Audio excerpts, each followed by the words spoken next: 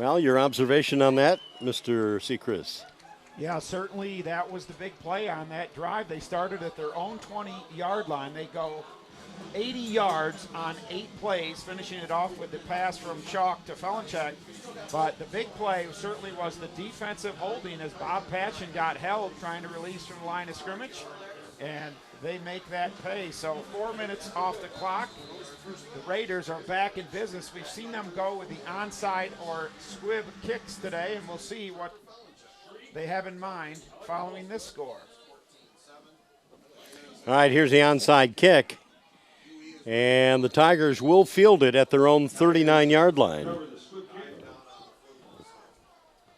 So 39-yard line is where the UE Tigers will start. They started their first drive at the 39. Then the second drive was at their own 10. Then, of course, after they blocked the field goal, they had the ball at the 10-yard line of the Raiders, which they capitalized to get their score. This time, with 5:20 remaining in the first half, they will start at their own 39.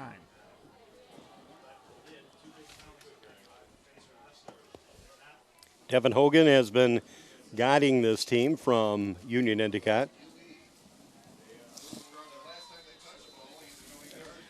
So there is 4 minutes separating the two scores, the two most recent scores. And Hogan looks to keep it simple. And they'll run it right up the gut. Ball comes free, but I think it may have scored it out well after the whistle had sounded. And Avery is close to the 48-yard line. They'll mark it at the 47. That is Union Endicott territory. I think Tommy Bellino is still thinking about that last penalty assessed that went in favor of Horseheads. You would have to think so. He didn't get a chance to have a discussion about it. They reset the chains quickly, and then they moved on. Here we go on second down. All right, once again, Kevin Hogan in the shotgun formation. Hogan looking, a little screen pass near side, and smelling it out was Cameron Monks, and he put the hold right there on Caleb Naylor. So no place to go right at the moment, so it'll bring up third down. Third at the 43-yard line. So Union Endicott's first pass attempt of the game goes for negative yardage. 3rd and 7. Hands are split left and right. And Every in the fullback position right now. The snap, the give. No, it's a keeper. Hogan lost his footing, and he fires the ball downfield and almost picked off by Bosket. But there was a flag thrown, and I'm not sure. I was watching Kevin Hogan. He lost his footing momentarily. You see a divot that came up. And a holding penalty called against UE. The call is holding against the Tigers. We had an instant replay here. We could take a look and see who the scufflaw was right there. Well, it looks like the Raiders will again decline a penalty as it'll bring up fourth down. Well, right now things are favoring the Horseheads Blue Raiders. But once again, we have to step back in time and be reminded, and maybe remind fans, that UE was trailing Elmira 18-0 after one half of football play and came back to score a 21-18 victory. But you can't compare games, Rance. You got to keep telling me.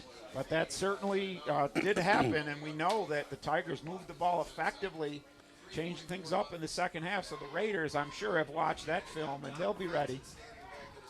All right, Fenton stands at the 30. The snap is low, but he's got plenty of time to get into it. A booming kick, and Bosket's going to watch it roll to the 10, the 9, the 8, and that's where it will be downed. And covering the ball was Elo Amada. So the Raiders will have the ball with 3:41 to go inside their own 10-yard line. So a long way to go for the Raiders. We'll see if Coach Hillman is going to take some chances here. It's getting late here in the first half, but certainly time for them to get down the field. But the question is, do you want to give Union Endicott an opportunity on a pick six or something if you're going to go to the air? So we'll see how much he wants to gamble in this situation. All right, well, the last game of the regular season being played out here in Horseheads, New York, between these two teams, UE and the Raiders. Horseheads leading 14-7. Brian Smith in motion. They give it to Smith as he sprints to the far side and then cuts up the sideline for about a 1-yard gain, if any. 2-yard gain by Well, Brian certainly Smith. this would be a day. You know, a couple weeks ago we were talking about getting a cool glass of lemonade, and now today coffee and hot chocolate seem to be the order. Certainly a day for an extra Second down and blanket, 8. but we don't have one here in the booth, so we'll have to do without.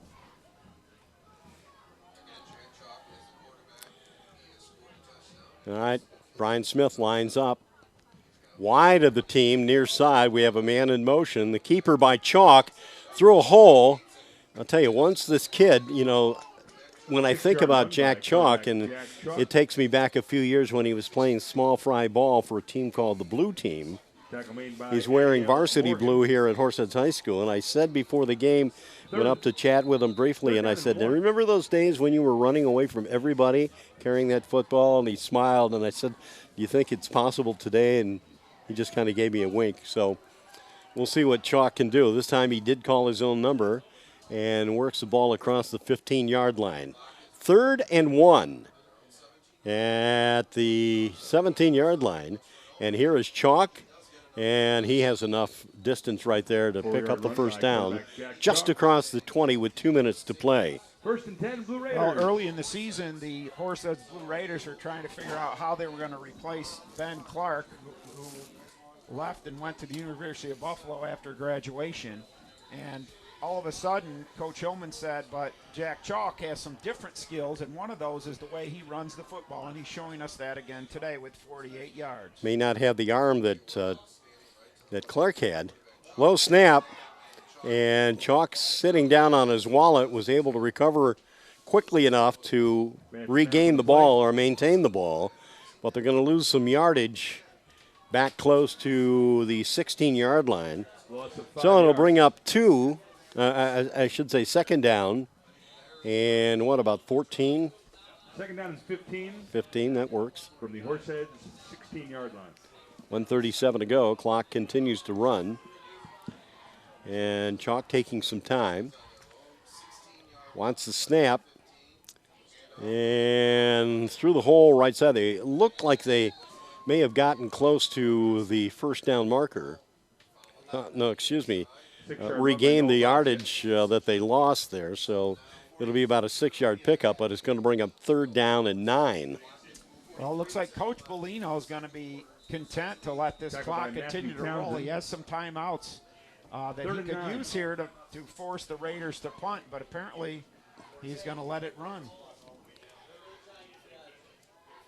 And Horseheads will take its time. Bobby Patchen wide to the right side. Near side is Andrew Clark. The motion man, Brian Smith. The snap to Chalk. Flag on the play. Chalk's going to fire a pass.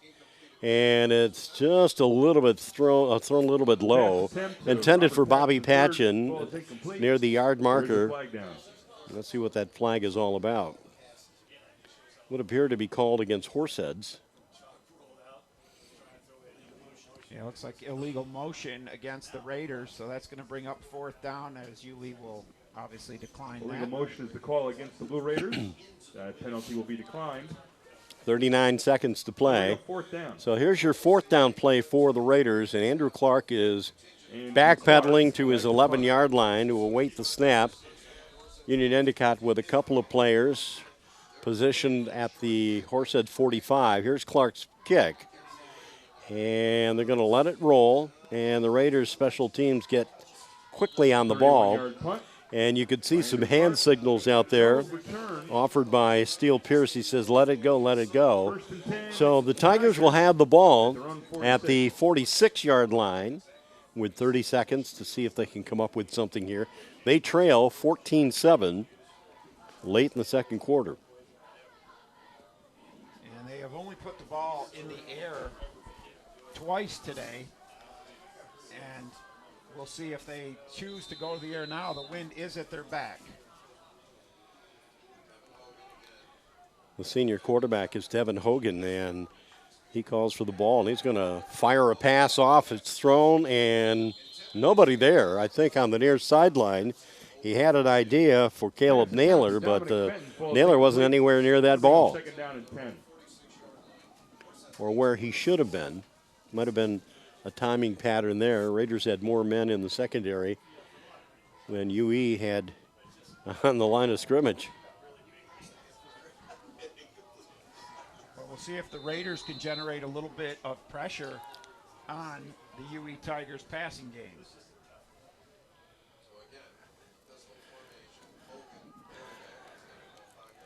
High formation right now, and a keeper by Hogan. Hogan steps over a fallen Raider player, and the tackle will be made. Devin Hogan. I think it was Bobby Patchen on a check on that. Clay Wood actually with the tackle. And at midfield, Tommy Bellino looks at the clock. 17 seconds to play, and Rance, he may have heard your comments a few moments ago about using his timeouts. Well, I'm a little surprised he didn't use at least one of them on defense so that he'd have a little more time in this possession. But with 17 seconds left, he wanted to save them for offense, and we'll see what they do on third down.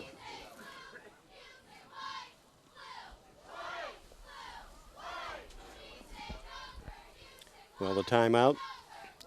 Raiders break from their huddle. Coach Bellino surrounded by his offensive corps.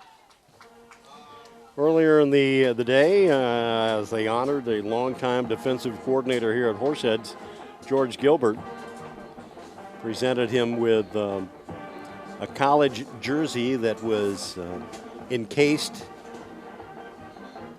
so he can hang it up in his den or wherever his man cave might be located. It was very nice gift from the Horseheads staff and players. All right, once again, Devin Hogan realizing time is of the essence, and he is going to backpedal, stays in the pocket, a lot of time, and fires a pass, and it is dropped. And talk about dropped, Hogan got dropped by Cameron Monks. And also assisting on that tackle was Josh Ajonka. That'll bring up fourth down. Boy, I'll tell you what, I watched them come from left and right side, and Hogan landing on his backside as he went down. 9 seconds remaining. It'll bring up fourth down now for Union Endicott, and the punting team is out there now. Certainly dropped is the only way to describe that one. Had it right in his hands. And I'm not sure that they anticipated that, but the Raiders were all out looking to vent their fury on Devin Hogan and deny him. Here's the snap and the kick. And this one will bounce and actually won't go very far. Down near the 16 or 26-yard line. So there's 0.6 of a second left. Raiders will come out, and I would imagine they'll just take a knee and head off to the warmth of their locker room here. Fans here at the field site will have an opportunity to be entertained by the Horseheads Marching Band. Usually a pretty spectacular event.